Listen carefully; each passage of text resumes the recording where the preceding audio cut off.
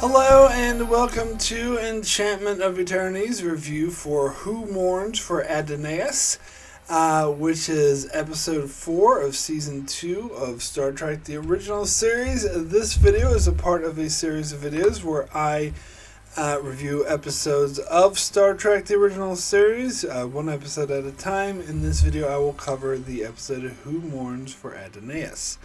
So in this episode, the Enterprise is investigating a planet where a giant hand made out of energy field grabs the Enterprise and traps them there, and then the god Apollo appears and invites them down to the planet, where he informs them that they will now all be his worshippers and that he will dismantle the ship and they are all to be down to the planet and live out the rest of their lives worshipping him as a god.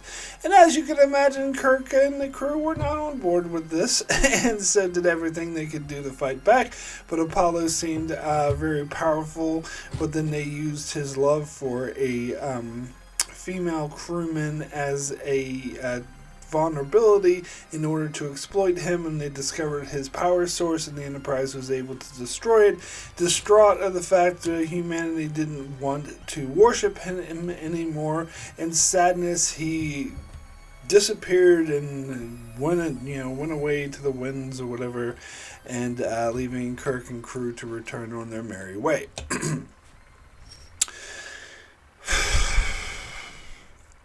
I will admit, I definitely liked this episode a lot less than I did when I first saw this when I was younger.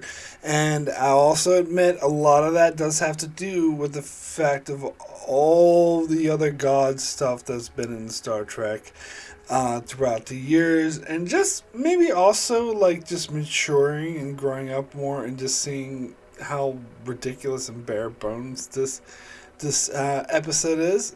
Now, I want to draw a comparison, and I am not saying that this episode is as bad as Spocks Brain. It's not. But I want to head off any criticism that, because with Spocks Brain, if people saw my review or stuff I said about Spocks Brain, which is notorious for being one of the worst episodes of the original series, I actually don't think it is.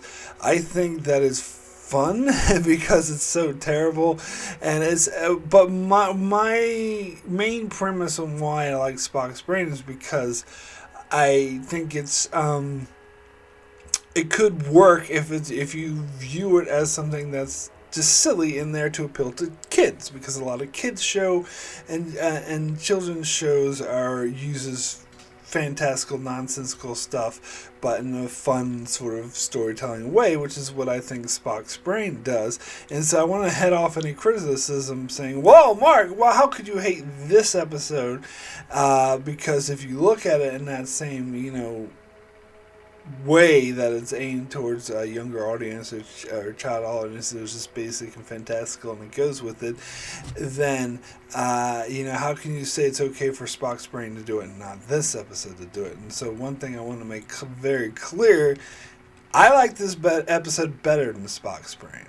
I will say that up front, so that will head off any of the criticism saying I'm being unfair. Because yes, you absolutely could look at it in the same, like, even though it's so blatantly ridiculous, you could look at it in the way that, well, it's could appeal to younger audiences or kids, or if you just suspend your disbelief more and more, it's an enjoyable story. And I will say that this is not as ridiculous as Spocks Brain. It's not as cheesy, and it's not as because Spocks Brain is more of a situation of it's so bad it's good. It's a laugh out loud of how ridiculous and terrible it is. Whereas this one, I mean, there's a few laugh out loud moments, like the hand grabbing the Enterprise, and the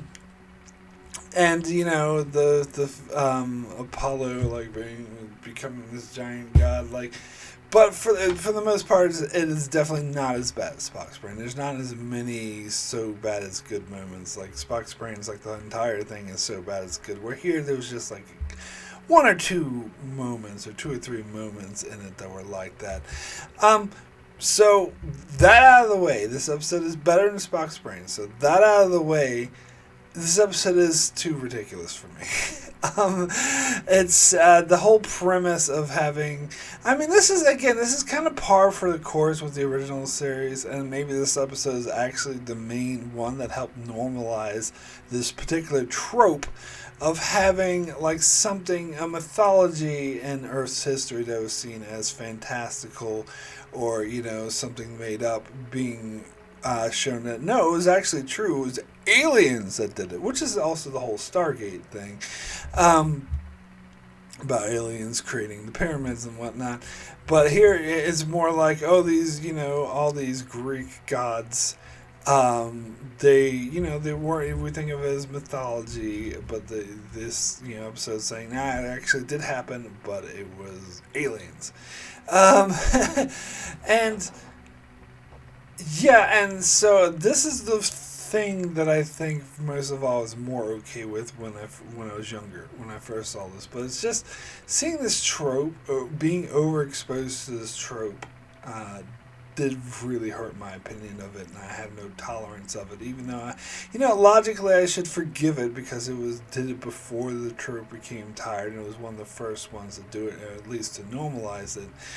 But I still hate this trope. I just can't help but hate this trope and think of how ridiculous it is, and particularly how it is executed in this episode, with Apollo, bring leaves and gather berries and lay them at my feet and worship me as a god, and you will listen to me, my children, and just how ridiculous that is. Like, it makes it hard for me to believe that this is an alien species that is acting like this. Why is he so obsessed with humanity? Why doesn't he just go to one of the other billion planets with less developed cultures?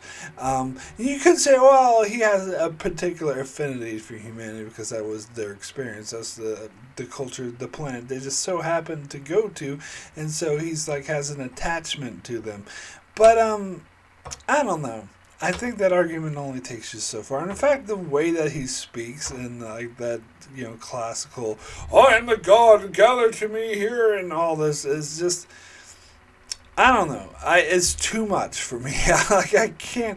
To me, this is just as hard as a premise for me to swallow as Spocks Brain, and it's just as ridiculous. And one of my favorite memes, that I saw floating around the internet was, so they showed a picture of Discovery. I think it was from season 2 of Discovery, and at the bottom it was like a criticism of Discovery, saying something. Oh God, I hate New Trek. Spelled N-U. I hate New Trek. It's so dumb and illogical and doesn't make any sense.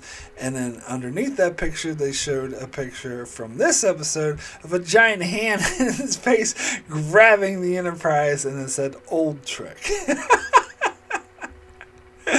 Oh God, I love that meme because it's so true. Like, Old Trek is even more ridiculous. Anyone complaining about newer Trek being too ridiculous? Now, you can complain newer Trek is too modernized or too action-filled, or it doesn't really have the feel of classic Trek. That's a different argument entirely. Not saying that I agree with it, but it's a valid argument. But saying that, oh, this is ridiculous and dumb and doesn't make any sense. See, I like to make that own argument when it comes to alternative factor with a lot of other people saying that the premise is dumb and doesn't make any sense. I'm like, so you're not okay with a parallel universe with two guy going between two universes where there's a rift in time, but you are okay with a giant fucking hand sent by a god grabbing the Enterprise, and the other one I love to bring up, you're okay with a giant amoeba appearing in space eating the galaxy. That's good, but a dude hopping from different parallel universes, versions of the same guy hopping between universes, and the collision of these two universes would cause the destruction of everything. That's not okay. Yeah, that argument makes no sense. I think this stuff is way worse, much more ridiculous. But that is just me. So, alright, so beyond the Apollo premise, God, God, I don't know if I have much to say beyond the Apollo premise because it's what takes up most of the episode.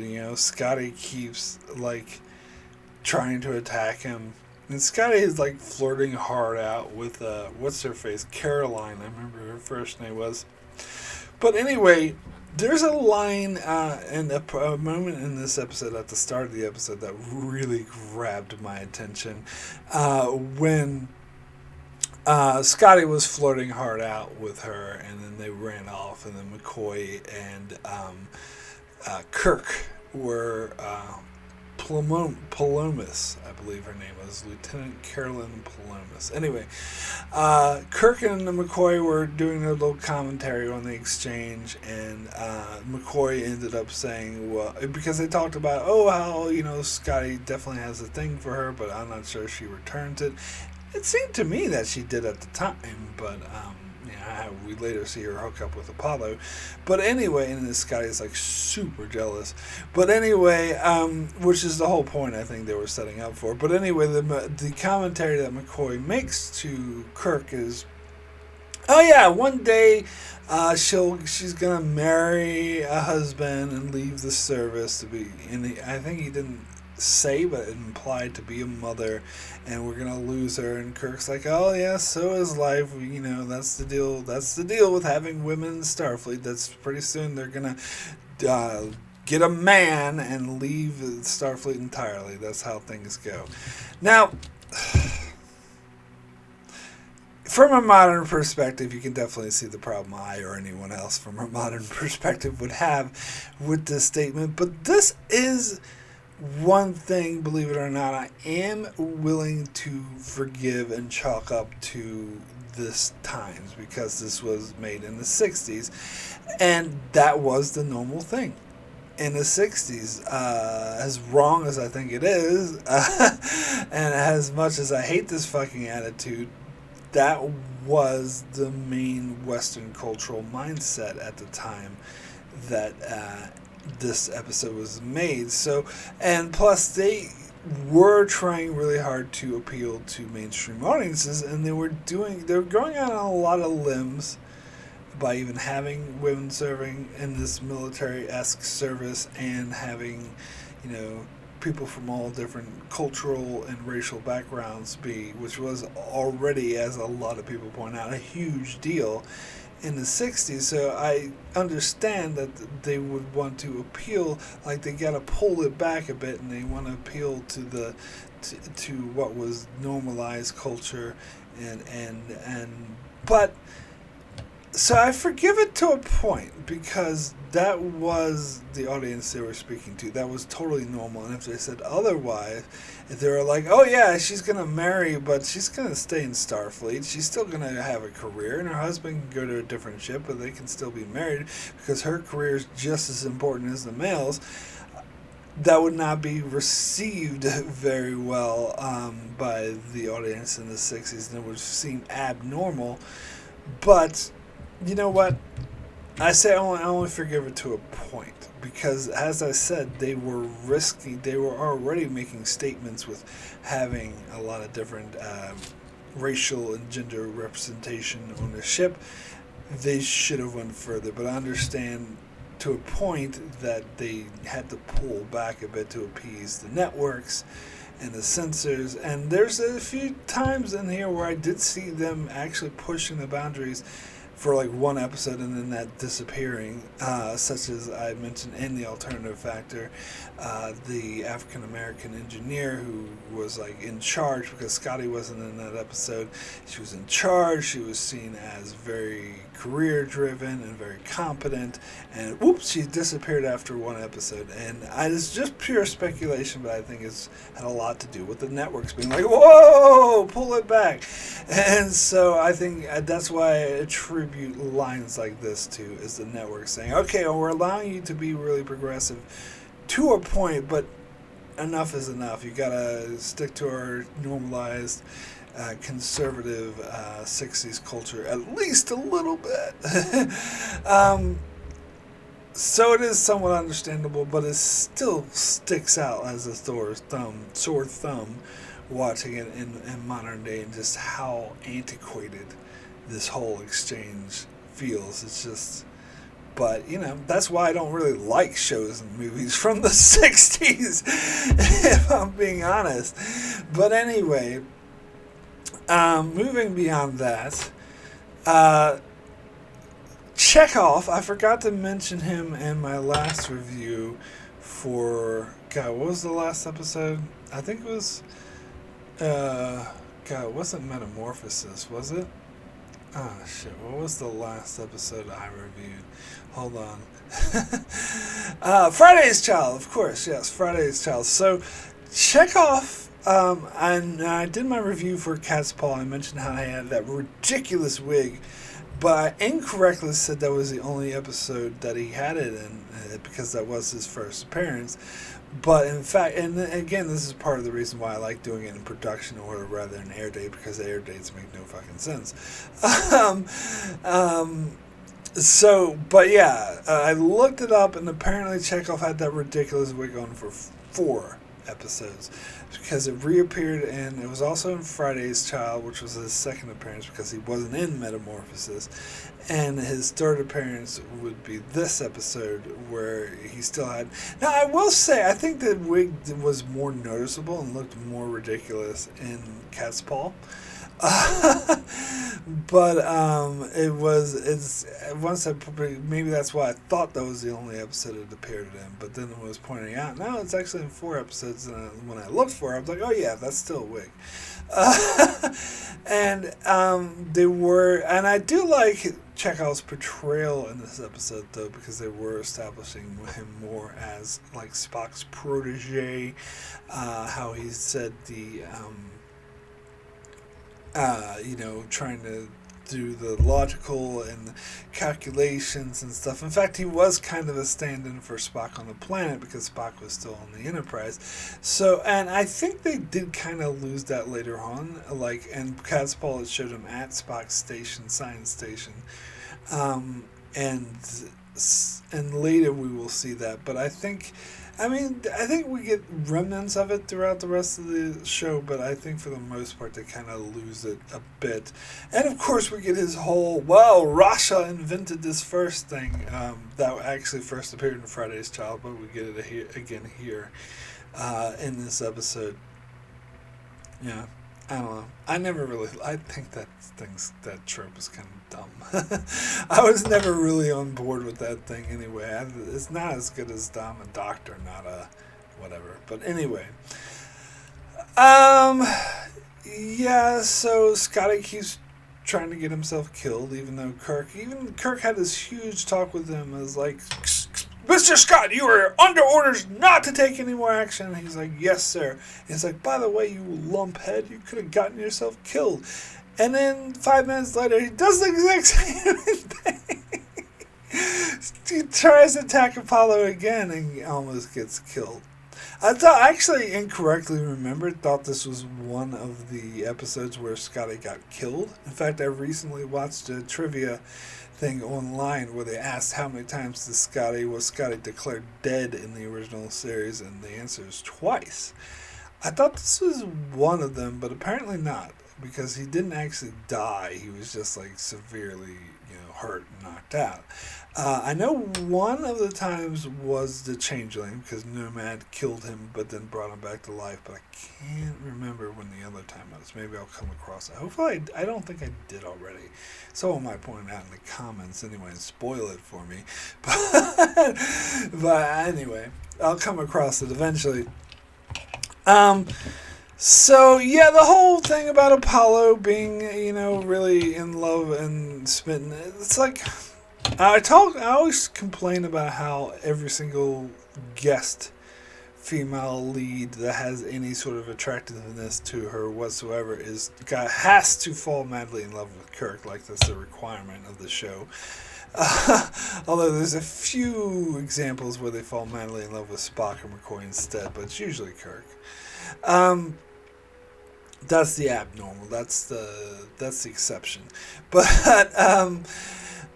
the other thing is, whenever there's a male guest star with any attractiveness at all, he has to fall madly in love with some random female Starfleet officers, such as with Khan and MacGyver's, and here we get Apollo. And as soon as he's what's his face, Trelane from the Squire of Gothos, even though he didn't have a romance subplot, he still was completely smitten. All these male guest stars had to, as soon as they see, especially if they have godlike powers, as soon as they see a woman appear, they have to be like, "Oh my God, it's a woman!" Which again is kind of an antiquated 60s bullshit trope.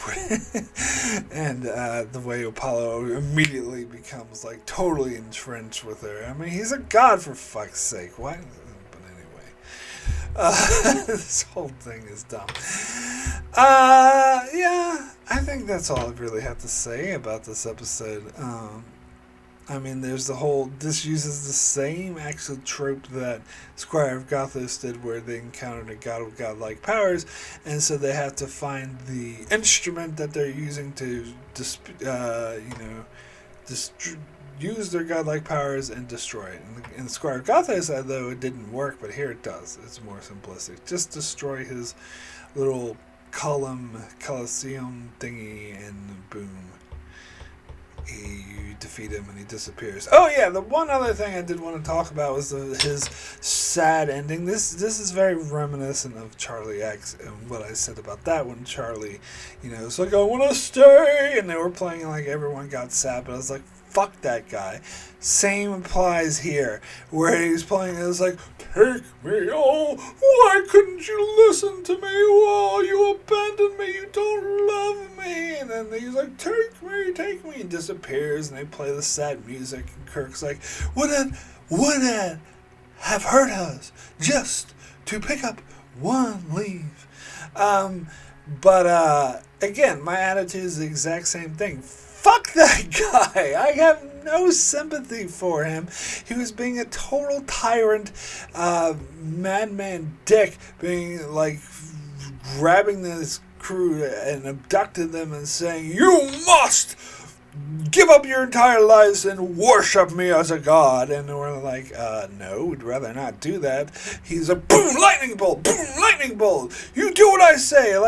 Seriously, fuck this guy. What is it with the original series wanting me to feel sympathy for sociopathic, psychopathic, or tyrannical dictator with godlike powers? I will not feel sympathy for them. Fuck him. Anyway, yeah, so now that is all I gotta say. So let's move on to thanking the Patreon supporters who support my channel. Is, of course, always very much appreciated from such fine, outstanding Patreon supporters such as Anthony D. Benedictus, Ricky, Matty Jester, Joel Avals, Brian A., Alessandro Miguelesio, Norman Buckwald, Stephen Kennedy, Britton Berg, Allison Fordyce, and Brandon Neal Howells. Thank you all so very much for your support. So also we have a few comments from the patrons here on this episode. First comment is from Ricky. "I always think of this episode as the famous meme of the hand holding the Enterprise. Putting that aside, this episode is meh. The Apollo character is a terrible character. He claims that all humans are his children and he wants them to worship him. But throughout the episode, he acts very antagonistic, like he tortures the crew. He takes a girl that Scotty likes, which, by the way, he strikes Scotty 3 times. Then when the Enterprise gets the best of him by destroying the temple, then he is sorry and feels betrayed and just wanted the Enterprise to love him. I'm sorry, but I can't feel sorry for a guy who is acting evil towards the crew. I had zero sympathy for him. This episode is another example of mediocrity in Season 2, so my rating is a 5 out of 10. Yeah, very much agree, of course, with what Ricky said. So next comment is from Matty Jester. This is one of those episodes I think is more memorable for its imagery, like the big green hand or giant Greek god Apollo, than the story itself. I thought it was entertaining enough as a rewatch, but it's not going to crack my top 10 anytime soon. This isn't the last time, of course, the Enterprise will take on a god, and this is at least better than the row, row, row your boats adventures. 6 out of 10. Oh, getting back to Ricky's comment, he mentioned the meme. I wonder if that was the same meme I was referring to, where it said, "Oh, new Trek is dumb, makes no sense, and old Trek." I don't know. Maybe there's a different meme, but I do love that meme. Anyway, next comment is from Brandon Neil Howells. Who mourns for Adonais? Not me. Yep, it's the Green Hand in Space episode. Why anyone would even want to worship this so-called god is beyond my ken.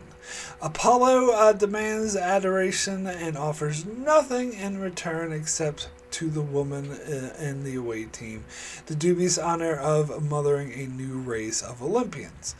The Apollo/Caroline relationship reminds me too much of Khan and MacGyver's and Space Seed. Thankfully, Carolyn is a stronger character. A wee bit of a stronger character. Anyway, Apollo is a spoiled child, having a temper tantrum every time he is thwarted. Scotty being in love with Carolyn is just silly, and calling anyone a bloodthirsty saccharine is racist. I know a bit about Greek mythology, and Zeus is the god who uses thunderbolts. The Greeks pronounced the hero's name as, I'm going to try my best here, as Herdeus. I probably got that wrong. I apologize. The Romans say Hercules. The Romans say Hercules. So it's not pronounced Hercules, it's pronounced Herdes, or whatever that says. I'm glad when Apollo vanishes into the ether. There's a sequel to this episode in Star Trek Continues series if anyone cares. 5, Chekhov saying, "Am I the Tsar of all Russias?" out of 10. I am the Tsar of all Russias, not am I the Tsar. But anyway. Yeah, sorry, Brandon. I kind of butchered that comment. But anyway, yeah, so as far as them not pronouncing Hercules correctly, of course they're going to go by what is popular and what is well known in popular culture, not what is historically accurate. Because if they did say it the other way, then none of the audience would know who the hell they're talking about. But they say Hercules, then they know exactly who they're talking about. So, yeah, of course they're going to defy actual history. But, I mean, yeah, Carolyn was a bit stronger than MacGyver's because she at least did stand up to Apollo when Kirk ordered her to. But, you know, MacGyver's also freed Kirk from the laundromat. So she did stand up in the way. But I agree, she was a bit of a stronger character, but only a little bit, because I did find her a little like, "Oh, little Miss Me, I'm going to leave the service and marry a man," which is the, betrayal of women I just hate from the original series. But yes, anyway, my rating for Who Mourns for Adonais out of 10 is a 4. Poor. I gotta be honest, and this happens sometimes. I was going to give this episode a 5, but as I was talking through it, I was like, this episode doesn't deserve a 5. I think a 4 suits it much better. Yeah, it's, and maybe I'm being unfair to this, and maybe I'm looking at it from a modern perspective and an adult perspective, and maybe if I liked it more. So it in fact gets the same rating as Spocks Brain, but I still will say that Spocks Brain was more entertaining because it's more dumb. But I still say this is a better episode, and certainly not as ridiculous as Spocks Brain, but I still have so many issues with it. The main thing being the whole premise of the Greek gods actually being aliens, and the way he behaves, and the way we're supposed to feel sympathy for him when there's given us no fucking reason to, and the fact that Scotty just keeps trying to get himself killed. Yeah, so this is not what I would call a good episode. So that is it for my review of Who Mourns for Adonais. So checking the old schedule here of what's coming up next. Find my space here. So I may have a surprise video for tomorrow, but I will not announce that yet. But for Monday, will be I'll return with my original series reviews with Amok Time Classic. Wednesday, over on Patreon, will be my revisited for the Doomsday Machine. Over for Patreon supporters. And Thursday, Star Trek Picard is coming out. Woo.